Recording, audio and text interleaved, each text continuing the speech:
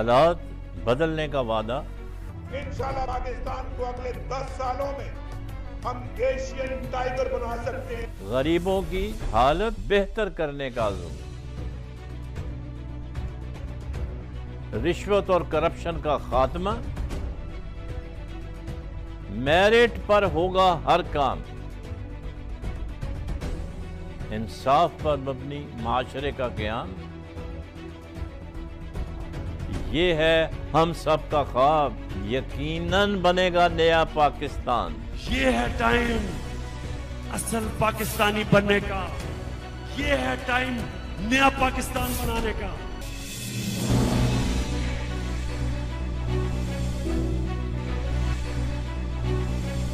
Welcome back. Break पे जाने से पहले मियां तारिक साहब से बड़ी गर्मा गर्म बहस हो रही थी मौजूदा सियासतदानों के हवाले से। ज़ाहिर है इनका अपना एक व्यू पॉइंट है एंड आई रिस्पेक्ट जो भी बात करते हैं। जैसे मुझे हक़ है बात करने का, इनको भी वही इक्वल राइट्स हैं। सिर्फ मेरा ये कहना है कि अगर कोई काम अच्छा करे तो उसको अप्रिशिएट भी करना चाहिए। जैसे FBR का उन्होंने पॉलिसी को अलहदा कर दिया है और सिर्फ वो टैक्स कलेक्शन के ऊपर कंसंट्रेट करेंगे, क्योंकि जब पॉलिसी भी वो बनाते थे तो फिर उसमें अब shooting to their own convenience चीज़ें ऐसी छोड़ जाते थे जिससे कि करप्शन में इजाफा हो रहा था। तो ये करप्शन रोकने के लिए, अब करप्शन के हवाले से जब हम बात करते हैं तो आपने देखा होगा कि GIT ने जो आसिफ अली दारी साहब ओमनी ग्रुप के हवाले से जो आपने देखा है, ये सारी करप्शन डॉक्यूमेंटेड है। ठीक है, उनके घर के बिल भी जाते रहे हैं। लेकिन मुझे एक बात समझ में नहीं आती मीर साहब, इंसान से गलती होती है तो उसका काम है कि तस्लीम कर ले कि जी हमसे गलती हो। अब वो थ्रेट कर रहे हैं स्टेट को। मसला ये है ना, देखिए आपने पिछले जितने भी उनके खिलाफ केसेस थे उनमें उनको जब बाइज्जत तौर पे बरी कर दिया तो फिर उसका मतलब ये वो फिर उन समझते हैं कि वो जो मर्जी कर लें उसके बाद उनको कोई मसला नहीं, कोई कुछ। सर आप अदालतें आज़ाद होंगी, आप इस तरह से नहीं काम अल्लाह करे, अल्लाह करे जी, अल्लाह करे। वो उनके लिए तो वो 9.5 साल की जो जेल है वो उनके लिए सबसे बड़ा साजा है। वो कहते हैं मियां क्यूम की टेप अभी भी अवेलेबल है। अभी भी एक टेप आई है खोसा साहब की जो कि साबिक पंजाब गवर्नर हैं। उन्होंने कहा कि जनाब नवाज शरीफ की तो करप्शन जो है वो तो कुछ भी नहीं है, वो तो शायद उसमें क्लियर हो जाएंगे, लेकिन ये कि जरदारी साहब तो भाई कहते पड़ेगे हो अब तो पक्के सोशल मीडिया पर उन्होंने बोला कि ये डिस्टॉर्टेड है किसी की आवाज है, लेकिन आवाज होने की है। वैसे मसला ये कि अब उस पर जो मर्जी करते रहे। बात ये कि उनका मैसेजेस हैं किसी के पास गए और वहां से आगे फॉरवर्ड हुए या जैसे भी हुआ लीक आउट हुए, ये चीजें हैं। बट अब करप्शन हुई है, करप्शन कितनी हुई है सूबों से। ये जो 18वीं तरमीम के खिलाफ अभी खड़े हो रहे हैं ना कि जी 18वीं तरमीम में कोई नहीं होना चाहिए।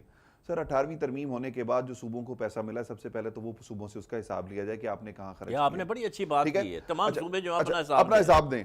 बात ये है कि स्टेट को दो चीजें जो गलत हुई 18वीं तरमीम, मेरा ख्याल है कुछ सालों के बाद मियां रजा रब्बानी साहब जिन्होंने जो 18वीं तरमीम के खालिक थे, कुछ सालों के बाद जब मजीद वो हमारे नहीं थे, it was an collective effort थी जो भी थी, लेकिन उन्होंने वो बनाई एंड में, एंड ऑफ द डे उन्होंने पेश की और वो हुई। लेकिन वो भी शायद कल को बैठ के रो रहे होंगे कि मुझसे गलत काम हुआ है। उसी तरह जिस तरह हमारे बहुत सारे ऑफिसर्स जो हैं बाद में जब नमाजी परहेजी हो जाते हैं तो वो कहते हैं हमने जनाब बड़ी गलत हरकत की। इसमें मियां साहब का भी बड़ा कसूर है, वो तीसरी बार वजीर आज़म सबका कसूर है। होता पता है कि जब आप इक़्तिदार में आ जाते हैं ना तो उस वक्त आपको हरी हरी सूझ रही होती है, उस वक्त आपको कोई आपका एडवाइजर या कोई बंदा बता रहा है ना ये काम गलत है इसको ठीक कर ले, तो वो उसको अपना दुश्मन समझने लग जाते हैं। बिल्कुल सही कहा, ठीक है। अच्छा, इस वक्त जो सिंध की सूरत हाल है, सिंध में जो आपने कहा कि 172 लोगों की जो इस वक्त नाम आए हैं एग्जैक्ट कंट्रोल लिस्ट में, उसके अलावा ये तो 172 हैं, इससे बड़े बड़े हैं। इसी कराची शहर में ऐसे ऐसे लोग हैं कि जो अब रेस्टोरेंट्स के बिजनेस में आ चुके हैं, जो मुख्तलिफ उनकी अगर प्रॉपर्टियां देखें, उनको देखें जो एज ए उन्होंने फ्रंटमैन काम किया है, बहुत सारी अरबों में जाती हैं, अरबों में नहीं खरबों में चली गई हैं। अब ऐसे ये हुआ, देखें पहले ये होता था कि पाकिस्तान में अगर कोई करप्शन होती थी ना वो पैसा पाकिस्तान में इस्तेमाल होता था। अब वो करप्शन का पैसा सारे का सारा मनी लॉन्ड्रिंग के जरिए पुलिस की गाड़ियों में, एम्बुलेंसों में पूरे शहर से कलेक्ट होता था। कलेक्ट होने के बाद डिफेंस मुंतकिल होता था, वहां से किस तरह जाता था पैसा ये किसी को नहीं पता। पाकिस्तान से बाहर पैसा जाता था और वो पाकिस्तान से मनी लॉन्ड्रिंग। आपने अयान अली को भी देखा। सर अयान अली तो बहुत छोटा सा केस है, अयान अली तो बहुत छोटा सा केस है। आपने अयान अली को इतनी प्रोटेक्शन दे के आपको मिसाल बनाना चाहिए था अयान अली के केस को, लेकिन आपने नहीं किया। वो तो उसी दिन सजा दी जा सकती थी। सजा, हालांकि उस दौरान में जिस बंदे ने उसको पकड़ा था उसको मार दिया गया। इशू भट्ट साहब हमारा बदकिस्मती पता क्या है हमारे यहाँ, हम बहसीयत कौम ना हम सब करप्ट हो चुके हैं। अब हमें बाहर से किसी ने नहीं आके ठीक करना, मुझे आपको पहले ठीक होना पड़ेगा। हम दोनों को देख के हो सकता है कि 2 बंदे और भी ठीक हो जाएं। इसी तरह आपकी सिविक सेंस है, सिविक इश्यूज हैं, उस पर भी हमें सबको मिलकर काम करना होगा। बात इतनी सी है, समझ में आती है कि जी करप्शन हुई है और उसको आप कन्विक्ट करें और उसको जो सजा है वो सजा दें। आज हमारी हुकूमत को चाहिए, वो कोई भी हो, मुझे ना इमरान खान साहब से कोई दिलचस्पी है, मुझे मेरी पहली और आखिरी दिलचस्पी पाकिस्तान है। पाकिस्तान कायम दायम रहेगा और इस मुल्क को अल्लाह महफूज हाथों में रखे, अल्लाह इसको बहुत तरक्की दे। सिर्फ इतनी सी बात कि आज गवर्नमेंट जो है एक कानून पास कर ले कि जी आज के बाद, पहले जो हो गई है, उनको भी पकड़ लें, जिनके पास सबूत है उनको रगड़ दें, टांग दें उनको। जब तक आप टांगेंगे नहीं, फिर आपके पास एग्जाम्पल सेट नहीं होगी, लोग करप्शन करेंगे एग्जाम्पल नहीं होगी, कुछ उसकी नहीं मिसाल होगा। मैं आपको ये देता हूं। लेकिन देखें ना, बट साहब ये आपको काम याद होगा कि अर्ली 80s में लाहौर में एक बच्चे के साथ जी ज्यादती हाँ का केस बिल्कुल, हुआ था। हाँ पप्पू, उस मुलजिम को जब फांसी दी गई, मंटो पार्क में लटकाया गया, शाम तक उसकी लाश लटकती रही। उसके बाद पाकिस्तान में क्राइम रेशो कितना कम नहीं हुआ। जी, उस दिन कहते हैं कि रात को आईजी पंजाब उस वक्त जो जी, था, उन्होंने कहा जी 1500 बच्चे जो हैं वो लोगों ने छोड़ दिए। तो ये तो वो है। और पाकिस्तान में क्राइम रेशो 0.1 पे आ गया था। हाँ, और उसके बाद पंजाब में जो क्राइम रेशो था 0.15 पे आ गया था, यानी इतना कम हो गया। हमें इन चीजों को देखना पड़ेगा कि हम बात तो फिर वहीं आ जाती है, मिसाल सेट नहीं करेंगे। Justice delayed Justice justice denied, बात वो- वही है कि जब तक आप क्विक डिस्पेंसेशन ऑफ जस्टिस नहीं करेंगे उस वक्त तक हुजूर आर्मी कोर्ट्स बने हैं, आर्मी कोर्ट्स में फैसले होते हैं, उनकी सजाएं आर्मी चीफ उसकी तौसीक कर देता है। उनको फांसी देने की बजाय वो जब सिविल कोर्ट्स में जाते हैं, वहां से आपके यहाँ उनको जमानतें मिल जाती हैं, उनके स्टे मिल जाते हैं। स्टे मिल जाते सर हैं। बात ये कि जिसको आर्मी कोर्ट से हो या किसी भी जगह से फांसी हो, आप दुनिया के लिए ना करें, आप अपने मुल्क के मफाद में दें। अमेरिकन अपने मुल्क के मफाद में फांसियां देते हैं। कौन सा मुल्क है जो अपने मुल्क के मफाद में? इसलिए कोशिश इस बात की है कि जुडिशल रिफॉर्म के ऊपर भी तवज्जो देने की ज़रूरत है। सर बात यह है कि जो 22 लाख केसेस पड़े हैं, पेंडिंग में पड़े हैं, जब लोगों को उनकी औलादें मर जाती हैं, अगली औलादें भी मर जाती हैं, 3-3 पुश्तें जो हैं, उनको इंसाफ नहीं मिलता।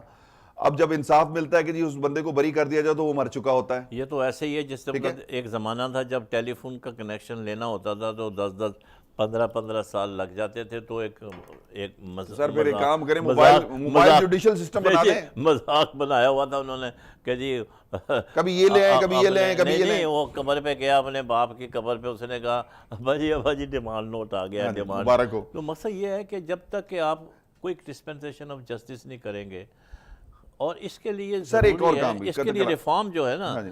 इसके लिए आपको टाइम सेट करना सर एक और पड़ेगा। फिर उस जज को भी सजा दी जाए जिसने पहले गलत फैसला किया हो।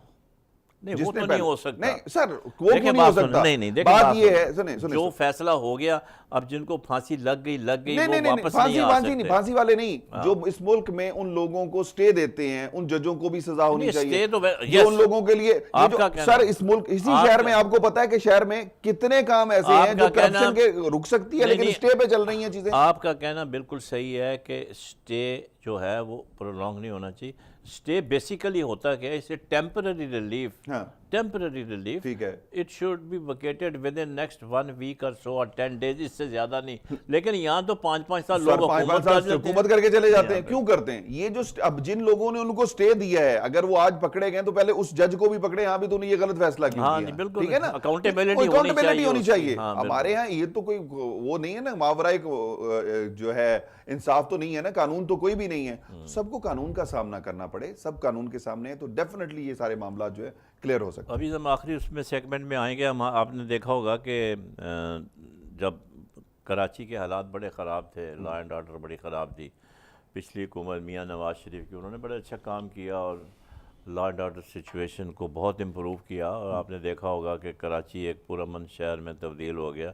इक्का दुक्का वाक़या तो हर जगह होते रहते हैं, उसमें तो आप कुछ नहीं कर न्यूयॉर्क, वाशिंगटन सकते। को लेकिन देख लें, हाँ वहाँ जी, कितने कत्ल होते हैं हाँ, डेली। अभी आपने देखा होगा कि हाल ही में 2 दिन पहले अली रज़ा आब्दी जो फार्मर MNA थे MQM के, उनको जो है वो कत्ल कर दिया गया। और इसके साथ इसके अलावा भी 2-3 और मर्डर हुए हैं, PSP के 2 कारकुन हुए हैं। तो ये जो सिचुएशन डेवलप हो रही है, इसको आप कैसे देखते हैं और इसके लिए हुकूमत सिंध को क्या इक़दाम उठाने चाहिए? बट सबसे पहले तो ये कि गुज़श्ता 6 हफ्तों के दौरान 6 वाक़यात हो चुके हैं। वो लांडी में कायदाबाद के पास एक ब्लास्ट हुआ था, इसी तरह एक गाड़ी डिफेंस में उसमें ब्लास्ट हुआ, वो जल गई। ये जो दहशतगर्दी कह लें या इस तरह के जो लॉ एंड ऑर्डर सिचुएशन को डिस्ट्रॉय करने के लिए, सबोताज करने के लिए जो काम हो रहा है, उसमें यकीनन बैरूनी हाथ है 1000%। लेकिन हमारे यहाँ मसला क्या है, हम कबूतर की तरह आंखें बंद कर लेते हैं। हमारे यहाँ जो सिस्टम एक बन गया था, जिस सिस्टम के तहत जिसे नेशनल एक्शन प्लान जो चल रहा था, बात ये आपने भी एक दफ़ा एक प्रोग्राम में जुमला कहा था कि इस प्रोग्राम इसको रोकना नहीं चाहिए, इसको चलते रहना चाहिए। हमने कहा कि अब अमन की सूरत हाल बेहतर होगी, हमारे यहाँ बिजनेस बड़ा अच्छा हो रहा है। कराची में आपको याद होगा कि ईद पर अरबों रुपए का बिजनेस हुआ। ये इवन इस हालिया क्रिसमस पे अरबों रुपए का, जो करोड़ों रुपए का बिजनेस हुआ, करोड़ों अरबों। लेकिन ये सारी सिचुएशन आप इस पे जिसे कहते हैं ना मुतमईन होकर ना बैठ जाएं। आपको वो अपनी एक्टिविटीज, वो अपनी सर्विलेंस जारी रखना पड़ेगा, वो जारी रखना पड़ेगा उस वक्त तक जब तक आखिरी दहशतगर्द इस मुल्क से खत्म नहीं हो जाता। बल्कि हमें तो इसलिए भी रखनी पड़ेगी कि हमारे चारों तरफ हमारे दुश्मन है, और वो दुश्मन भी ऐसे हैं जो हमें हमारे दोस्तनुमा दुश्मन है, चारों तरफ दुश्मन है, और फिर अंदरूनी दुश्मन भी हैं, उनके एजेंट जो ब्रादर इस्लामी मुल्कों की आड़ में हमारे दुश्मन है, और फिर अंदरूनी जो बैठे हुए ना हमारे मुल्क में, जो प्लांट किए गए हैं, जो 20-20 साल तक से हो गए हैं पाकिस्तान में आके बैठे हुए, लेकिन उनको कोई जानता पहचानता नहीं है। मुझे याद है 2006-7 में यहाँ कराची में ऐसे लोगों के भी शनाख्ती कार्ड बने कि जो पैदा नहीं यहाँ हुए थे, लेकिन उनके शनाख्ती कार्ड बन गए, उनके पासपोर्ट बन गया, वो पाकिस्तानी, वो आए इंडिया से थे। लेकिन हमारे इदारों ने क्या किया, हमारे इदारोों का एक सिस्टम और भी ठीक करना पड़ेगा। बट साहब माजरत के साथ, एक हमारा खोखरा पार बॉर्डर और दूसरा हमारा चमन बॉर्डर या ईरान से जो बॉर्डर मिल रहा है, वहाँ पर जो ऑफिसर्स मौजूद हैं, जो भी सिक्योरिटी ऑफिसर, जो भी चेकिंग, जो भी इमिग्रेशन ऑफिसर्स हैं, उनको खुदारा उनको पाकिस्तानी बना के वहाँ बिठाएं। वो 5-5 हज़ार रुपया लेकर आंखें बंद करके लोगों को पाकिस्तान में दाखिल करते हैं, और वही दहशतगर्द, वही उनकी आड़ में दहशतगर्द आते हैं। और बिल्कुल सही है। हाँ। खुदारा मेरी आर्मी चीफ से, चीफ जस्टिस से, मेरे उन तमाम मुख्तदर इदारों से, हलकों से, तमाम लोगों से, अरबाब इख्तियार से ये ज़रूर अपील है कि आप कम अज़ कम इन 2 जगहों से 2 रास्ते बंद कर दें। वागा से भी अगर कोई इस तरह का सिस्टम होता है तो उसको भी कंट्रोल करें। जब आपके मुल्क में एंट्री के जो रास्ते हैं उनमें ऐसी सूरत हाल पैदा हो गई है, तो सर आप उसको नहीं ठीक इसमें बिल्कुल दो राय नहीं हो सकती। देखें जो बॉर्डर क्रॉसिंग है वहाँ पे बहुत ऑनेस्ट ऑफिसर्स की ज़रूरत है। बिल्कुल सही। अगर आपकी border crossing, border check post जो हैं वो विजिलेंट हैं और उसको सही तरीके से आपने कंट्रोल किया हुआ है, तो किसी की जरूरत नहीं है कि इधर आ जाए। आप देखें ना, आप जो बंदों की बात कर रहे हैं जनाब, ट्रक के ट्रक आ जाते हैं। मैं वही कर रहा हूं। अभी डीजल जो है वहाँ का, ईरान का, वो तो ट्रकों में आता है ना। कुछ अर्सा पहले जेब में तो डाल के नहीं खो के आया हूँ, और मैंने जो सूरत हाल देखी है वहाँ पर, जिस तरह की सिचुएशन देखी है, बट साहब वो मुझे अफसोस हुआ। फिर मैंने वहाँ जिम्मेदारों को, कुछ लोगों से बात भी की है। मैंने कहा जी ये वाला काम मैं अपनी आंखों से देख के, नहीं जी वो कुछ नहीं हो जाएगा, वो ठीक हो जाएगा सब। सर बंदा कोयटा से, चमन से दाखिल होता है कोयटा में आके दहशतगर्दी करते हैं और वो वापस भाग जाते हैं, कोई पूछने वाला नहीं है। इसी तरह आगे आते हैं, कराची तक पहुंच जाते हैं। ये देखें आप कराची में जो वाकयात हुए हैं, अगर इन 2-3 चाइनीज काउंसुलेट पे हमला देख लें, या ये अली रजा आब्दी का जो मर्डर है, देखें जी ये अली रजा आब्दी का मर्डर उसी कत्लेआम का एक तसलसल है जो कराची में होता रहा है। उसी तरीकाकार पे हुआ, वही तरीकाकार था। और इससे कुछ 1 महीना पहले इसी पिस्टल के साथ एक और ऑलरेडी मर्डर हो चुका है। तो ये चीजें, सिचुएशंस को समझना होगा। देखें कुछ दिन पहले की जो MKM के साबिक कायदे तहरीक थे, उनकी तकरीरें भी देखें, उनको भी अगर आप साथ में लिंक करेंगे, डांटे उधर से मिल रहे हैं, इंटरलिंक करेंगे तो आपको बहुत सारी चीजें क्लियर हो जाएंगी। जब क्लियर हो जाएंगी तो फिर आपको बरतानिया के साथ स्ट्रेट अवे एक ही स्टांस रखना है कि जी हमारे मुल्क में ये बंदा, आपका जो शहरी है, दहशतगर्दी करवा रहा है, या इसे आप हमारे हवाले करें, या इसको कानून के मुताबिक इसको जो भी है सजा दें। माजरत, इस सारी सिचुएशन में एक ही चीज़ क्लियर कर सकती है इस मुल्क को, और एक ही चीज़ इस वक्त इस सारे सिनेरियो से बचा सकती है कि हमारे सिक्योरिटी इदारे, हमारे इंटेलिजेंस इदारे, ये सब एक दूसरे के साथ कोऑर्डिनेशन में आ जाएं। एक दूसरे की मुखालफत या मुखासमत या एक दूसरे से बर्तरी के लिए ना आए। बर्तरी सबकी होगी, वो क्या होगी, जब इस मुल्क में अमन कायम होगा, इस मुल्क में मुल्क तरक्की करेगा, वो मेरी, आपकी, हम सब की बर्तरी होगी, हमारे इदारों की बर्तरी होगी, हमारे इदारों की कामयाबी। हमें उस तरफ जाना है कि हमें अपने इदारों को और स्ट्रेंथन करें, पुलिस को स्ट्रेंथन करें, ताकि पुलिस जो है, जहाँ तक देखें सिक्योरिटी एजेंसीज का ताल्लुक है, उन्होंने तो मतलब यह है कि they are doing their best. बेशक। लेकिन आप नहीं समझते कि ये जो हमारे अवाम है, इनको भी कोऑपरेशन सर मैं तो अक्सर लोगों को इस बात की तरगीब देता हूँ, जहाँ आपको रुकते हैं, आपको कोई चीज़ मिलती है। देखें आपने सिस्टम किया नेशनल एक्शन प्लान के तहत कि जनाब पुलिस को आपने इन्फॉर्म करना है कि अनफॉर्चुनेटली वो नेशनल एक्शन प्लान पे कौन बंदा रह रहा है, पूरी तरह कंप्लीट हुआ ही नहीं सर, उसके ऊपर अमल दरामद ही नहीं हुआ। और ये प्रोविंशियल गवर्नमेंट्स जिन्होंने करने थे, उन्होंने अपने काम पूरे नहीं किए। एक शिक की बात कर रहा हूँ आपको जी, जो बंदा भी घर पे किराएदार रखेगा वो थाने में इन्फॉर्म करेगा। लोग इसलिए थाने में जाते हुए डरते हैं कि थाने वाले, अच्छा बंदा कितनी फैमिली है, 4 बंदों की, अच्छा 2000 दे दो। वो जो आपने रिश्वत के बाजार गर्म कर दिए ना, आपने ट्रैफिक कवानीन हो उसकी आड़ में रिश्वत का बाजार गर्म कर दिए, आपने ये नेशनल एक्शन प्लान के तहत जो कवानीन बने उसको वन विंडो ऑपरेशंस की आड़ में, आपको पता है जब वन विंडो हमारे यहाँ बनता है तो सबसे पहले वो रिश्वत का नया बाजार एक खुलता है। तो हमें इन चीज़ों को, लोगों के माइंडसेट को चेंज करना है कि भाई ये वाला काम जो है इसलिए कर रहे हैं, इसमें इस तरह की करप्शन नहीं होनी चाहिए। जब तक हम ये वाली चीज़ें, करप्शन खत्म होगी, वो थाने में लोग जाते हुए डरेंगे नहीं, थाने को फ्रेंडली बनाएं, अवाम दोस्त बनाएं, तो फिर जाके ये सारा मामला क्लियर होगा और अवाम भी इस तरह अपनी आंखें कान खुले रखे। मियाँ साहब, ये जो थानों का कल्चर है, हर हुकूमत आती है कि हम इसको चेंज करेंगे। आप यकीन करें, मैं तो चाहता हूँ कि 1950 वाला कल्चर सामने आ जाए। मैंने तो वो देखा हुआ है। आप जाते थे, आपको इज्जत से बैठाता था थानेदार, चाहे वो एक स्ट्राइप वाला था, नायक था, हवलदार था, ठीक है, वो आपको इज्जत से बैठाता था, बातचीत करता था, एक आपकी एक इज्जत होती थी वहाँ पर। ये नहीं कि इधर मारते हुए ले आओ तो मारते हुए ले जाओ, ऐसी कोई कहानी नहीं थी। तो क्या वजह है कि हम थाने का कल्चर चेंज नहीं कर सके? गवर्नमेंट क्लेम करती है कि जी हमने इनके लिए ट्रेनिंग रख दी है। आपको याद होगा कुछ अर्सा पहले ये भी आया था कि ASP जो हैं वो SHOs लगाए जाएंगे।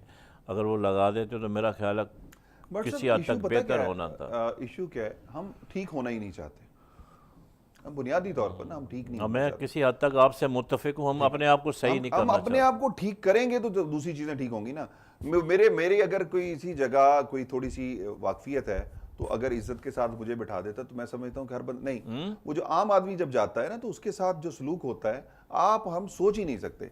ये सारी सिचुएशन क्लियर करने के लिए हमें लोगों के माइंडसेट ठीक करने होंगे और दूसरा पुलिस को डिपोलिटिसाइज करना होगा। डिपोलिटिसाइज पुलिस जो है वो अवाम की खिदमत करेगी, अवाम की काम आएगी, और जब तक अवाम की वो खादम बन के काम नहीं करेगी उस वक्त तक कुछ ठीक नहीं हो सकता। बहुत बहुत शुक्रिया मियाँ तारिक जावेद साहब, आपका अपना कीमती वक्त निकाला। कोई एग्रीमेंट डिसएग्रीमेंट हमारा नहीं है आपस में, मतलब इनका यही कहना है कि कन्फ्रंटेशन की सियासत जो चल रही है उसके लिए ये है कि पहले अपना घर ठीक करना चाहिए। जब हुकूमत अपना घर ठीक कर लेगी तो फिर दूसरों के ऊपर उंगलियां उठाएगी तो अच्छा लगता है। ये अच्छी बात है, इन्होंने अच्छा पॉइंट दिया है और इसमें तो कोई दो राय नहीं हो सकती। लेकिन वो प्रॉब्लम ये था कि अगर एक आदमी ने 20 साल जदोजहद की है और वो तब्दीली लाना चाहता है तो तब्दीली कैसे लाए? वो अमेरिका से तो बंदे नहीं आएंगे वोट डालने के लिए, मिनिस्टर बनने के लिए, वो इनमें से लेने थे।